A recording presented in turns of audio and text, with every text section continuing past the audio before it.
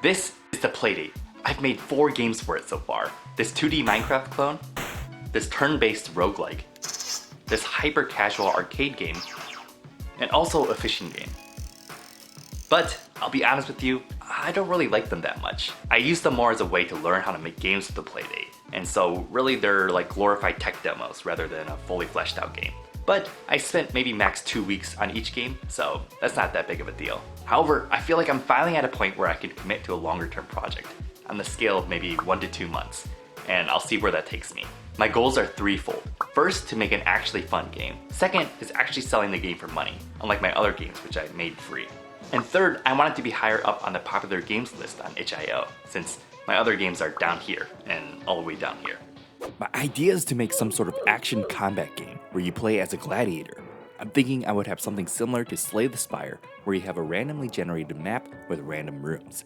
You have to beat each room to move on to the next one. My first step was to create the gladiator player character. No joke, I really tried my best. But after a complete failed attempt at trying to put some ideas for the art together, I went online and found this free animated character asset pack from Naris, and I ran it through this dithering tool from Tim Hay to get these animations.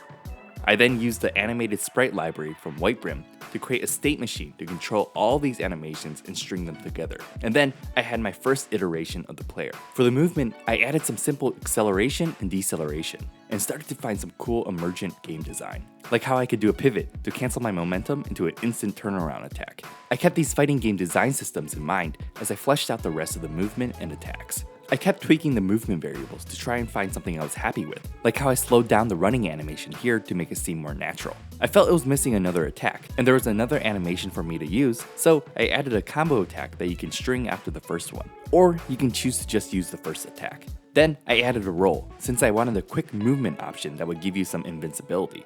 But as I was messing around with it, I ran into an issue. What happens is when you do a roll and you want to attack immediately after it, you have this slight wait time at the end as the roll animation is finishing. Game feel wise, I didn't find it very satisfying, and I could imagine it being frustrating if you get hit at the end of your roll if your attack doesn't come out. So I created a system to allow for animation canceling. Now you can shave off a couple frames at the end of the roll animation directly into an attack, which ends up feeling much smoother. While I was adjusting the inputs, however, I came to a crossroads. I realized I had the ability to allow the player to buffer their inputs to get frame perfect actions by checking if the button is currently being pressed, as opposed to not buffering the inputs if I check if the button has just been pressed before processing the action. I tried it without the buffer, and you can see here I have to time my inputs in order to get the second attack, which I think is a good option to raise the skill ceiling for a PvP fighting game. But since it's single player, I opted to allow buffered inputs.